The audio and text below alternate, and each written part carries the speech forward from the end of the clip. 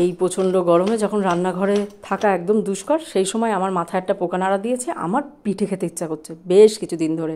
হঠাৎ দেখি মা দুটো নারকেল নিয়ে হাজির। ব্যাস, মা আজকে বাড়িতেও আছে, বললাম আজই পিঠে বানাবো। মাকে বসিয়ে দিয়েছি নারকেল কুটতে, আর আমি এখানে 500 গোবিন্দভোগ চাল খুব ভালোভাবে এখন ধুয়ে নিচ্ছি। সকলে কেমন আছেন? আশা করি খুব ভালো আছেন। শুরু হয়ে গেছে নতুন একটা দিন, ও শুরু করতে চলেছি মজাদার একটা রেসিপি ভিডিও দিয়ে। ভিডিওটা পুরো দেখার অবশ্যই সকলকে অনুরোধ করব। বেশ কিছুটা দুধ নিয়েছি, চালটাকে এখন ভিজিয়ে রাখবো। তবে ভিজিয়ে রাখার আগে এর মধ্যে দিয়ে দেবো সুজি, প্রায় 4 চামচ মতন সুজি চালের সাথে খুব ভালোভাবে মিশিয়ে এখন এটা 3 ঘন্টার জন্য ভিজতে দেবো। সেই ফাঁকে আমি বানিয়ে নেবো নারকেলের পুর, কারণ মায়ের নারকেল কোড়া তো হয়ে গেছে। কড়ার মধ্যে দিয়েছি সামান্য একটু জল, তার মধ্যে দিয়ে দিয়েছি প্রায় 50 গ্রাম মতন আখের গুড়। এই গুড়টা কিন্তু শীতকালের গুড়, শীতকালে যে সময় পিঠে করেছিলাম সেই গুড়। দিয়ে দিয়েছি 2টো এলাচ থেতো করে ও কুড়িয়ে রাখা 2টো নারকেল। এখন ধিমে আছে, মিডিয়াম আছে, এটাকে জলটা পুরো শুকিয়ে নেওয়ার কাজ। খুব বেশি শক্ত করার দরকার নেই, একটু আঠালো হয়ে গেলেই এটাকে এখন নামিয়ে দেবো। প্রায় হয়ে গেছে, এখন এটাকে নামিয়ে দিচ্ছি, কারণ যেহেতু আমি এটা দিয়ে শুধুমাত্র পুর তৈরি করব, তাই খুব বেশি আঠা হওয়ার দরকার নেই। হয়ে গেছে, ডান। এবার পাটিসাপটা পিঠে যেহেতু বানাবো, তার জন্য সবার প্রথম আমি যেটা করব, মিক্সিতে আগে চালটাকে পেস্ট করে নেবো। মিক্সির মধ্যে দিয়ে দিচ্ছি ভিজিয়ে রাখা গোবিন্দভোগ চাল, প্রায় 4 ঘন্টা ভিজে গেছে। দিয়ে দিলাম সামান্য একটু দুধ জল ও 1 চিমটে নুন। মিষ্টিতে নুন না দিলে আমার জন্য মনে হয় মিষ্টির স্বাদ হয় না। দিয়ে দিচ্ছি 500 চালের জন্য প্রায় 10 চামচ মতন চিনি। মিক্সিতে ফাইন একটা পেস্ট করে নিয়েছি। হুট করে দেখি মিক্সির মধ্যে খড়খড় করে আওয়াজ হচ্ছে, কি একটা পাখা দেখি ভেঙে গেছে। ভাবুন, কি আর করব, কিছু করার নেই। পেস্ট করে রাখা চালের গুঁড়োটার মধ্যে দিয়ে দিলাম প্রায় 4 চামচ মতন ময়দা ও 4 চামচ মতন গুঁড়ো দুধ। আবারও খুব ভালোভাবে ব্যাটারটাকে এখন মিশিয়ে নেবো, যাতে কোথাও কোনো ডেলা না থাকে। ব্যাস, রেডি হয়ে গেছে। এখন ঢাকা দিয়ে রেখে দেবো। রেখে দিয়ে শুধু পাটিসাপটা খেলেই তো হবে না, সাথে আমার দুধ পুলি খেতে হবে। তবে আজ আমি কিন্তু সুজির দুধ পুলি করবো, আর এই সুজির দুধ পুলির ভিডিও কিন্তু আমার চ্যানেলে আগেও পেয়ে যাবেন। 1/2 কাপ মতন সুজি নিয়েছি, 1/2 কাপ জলের মধ্যে সেটা কড়াইয়ের মধ্যে সামান্য একটু নুন দিয়ে শুকিয়ে নিয়েছি, রান্না করে নিয়েছি যাকে বলতে পারি। 2 চামচ মতন ঘি দিয়ে প্রায় 3 চামচ ময়দা দিয়ে বোন খুব ভালোভাবে এটা মেখে দিয়েছে। এখন একটাই কাজ, ছোট ছোট লেচি করে নিয়েছি, নিয়ে মাঝখানটা একটু গর্ত করে নারকেলের পুর ভরে 2 হাতের সাহায্যে মুখটাকে বন্ধ করে রোলের মতন ঘুরিয়ে নিলেই রেডি হয়ে যাবে দুধ পুলির জন্য পুলি।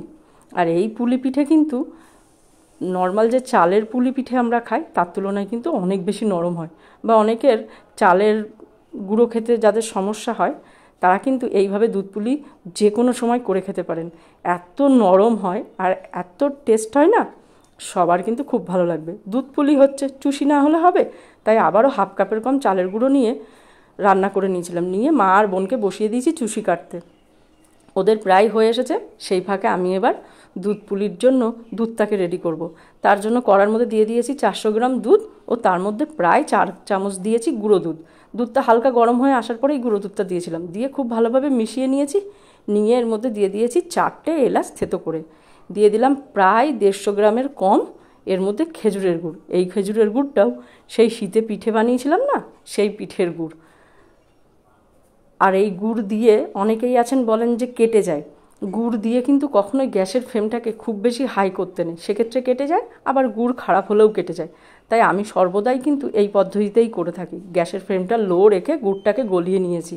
দিয়ে দিলাম তার মধ্যে 1 চামচ মতন কনডেন্স মিল্ক ও 5টা খেজুরের গুড় এর বাতাসা। এই বাতাসা দিলে দেখুন রঙটা অনেকটাই বেশি সুন্দর হয়েছে, আর বেশ ভালোও লাগে। আমি সর্বদাই, যদি খেজুরের গুড় না থাকে, আমি বেশিরভাগের সময় এরকম বাতাসা ইউজ করি। আর এখন গুড় যদি আপনি খেজুরের গুড় নাও পেয়ে যান, রঙের জন্য কিন্তু বাতাসা পেয়েই যাবেন প্রতিটা দোকানে। গরমে কিন্তু বাতাসাটা পাওয়া যায়। লো ফ্লেমে এখন এটাকে 2 থেকে 3 মিনিট ফুটতে দেবো। দিয়ে দিয়েছি 1 চিমটি নুন, দিয়ে ব্যাস হয়ে গেছে। প্রায় 3 মিনিট ফুটিয়ে নিয়েছি। এখন দিয়ে দিচ্ছি এর মধ্যে পুলিগুলো। আস্তে আস্তে পুলিগুলো দিয়ে দিচ্ছি। আর সুজির দুধ পুলি করতে একদমই সময় লাগে না, মোটামুটি 3-4 মিনিটের মধ্যেই আপনি আরামসে সুজির দুধ পুলি বানিয়ে ফেলতে পারবেন। সমস্ত পুলি দিয়েছি, ওপর থেকে দিয়ে দিলাম চুষিগুলো দিয়ে এখন এটাকে 1 মিনিট মতন একটু জাল দিয়ে নেব। প্রায় 1 মিনিট মতন ফুটিয়ে নিয়েছি। এবার একটুখানি খুন্তি দিয়ে চুষিগুলোকে একটু নিচের দিকে দিয়ে দেবো। তাই খুন্তি দিয়ে করতে যে ভাবলাম ভেঙে যাবে, এখনও যেহেতু কাঁচা আছে, তাই হালকা একটু কড়াইটাকে নাড়িয়ে দিলাম। এখন 5 মিনিটের জন্য লো ফ্লেমে হতে দিলাম। সেই ফাঁকে পাটিসাপটার ব্যাটারটা দেখে নিই, বেশ ঘন হয়ে এসেছে। এর মধ্যে সামান্য একটু জল দিয়ে ব্যাটারটাকে পাতলা করে নেবো। তবে দেখে নিতে হবে পাতলা করার পরে নুন মিষ্টিটা ঠিক আছে কিনা, যদি লাগে সামান্য একটু দিয়ে দিতে হবে। 3টে পাত্র এখন আলাদা করে নিচ্ছি। কেন করছি সেটা পরে বলছি। এদিকে দুধ পুলিটা হয়ে গেছে, প্রায় 5 মিনিট হয়ে গেছে। দুধ পুলিটা একদম রেডি। খুব বেশি কিন্তু এই সময় নাড়ানো যাবে না, তাহলে দুধ পুলিগুলো ভেঙে যাবে। আর এই দিনের দুধ পুলি না মুখে দিতে না দিতেই মিশে যাচ্ছিলো, এত নরম হয়েছিল, যার ভিডিওটা আর অবশ্য আপনাদের সাথে শেয়ার করতে পারলাম না, তার জন্য দুঃখিত, কারণ ভিডিওই করা হয়নি। আর ওই দুধ পুলিটা বানানো আমি আমার কাকিমার থেকে শিখেছিলাম। খেতে কিন্তু খুবই ভালো লাগে। গ্যাসের ওপরে বসিয়ে দিয়েছি ফ্রাই প্যান, তার মধ্যে একটুখানি ঘি ব্রাশ করে নিয়েছি, নিয়ে তার মধ্যে 1 হাতা করে ব্যাটার দিয়েছি। 2 মিনিট অপেক্ষা করে এবার দিয়ে দেবো নারকেলের পুর। ব্যাস একে একে বানিয়ে নেবো সাদা ধবধবে 2 মিনিটের মধ্যেই তৈরি গোবিন্দভোগের চালের পাটিসাপটা। আর চালের বিষয় বলে দিই, আমি একটুখানি দুধের সাথে কিন্তু জল পাইল করে দিয়েছিলাম চালটা ভিজানোর সময়। কেউ যদি চান যে না জল দেবেন না, সে পুরোটাই দুধ দিয়ে করবেন, সেক্ষেত্রে তারা পুরোটাই 500 গ্রাম দুধের জন্য প্রায় 700 গ্রাম কিন্তু আপনার 500 গ্রাম চালের জন্য কিন্তু প্রায় 700 গ্রাম দুধ লাগবে আপনার। তা আমি অনেকটাই বেশি হয়ে যাবে বলে, যেহেতু 2টো পিঠে বানাবো, তাই আমি একটুখানি জল পাইল করে দিয়েছিলাম।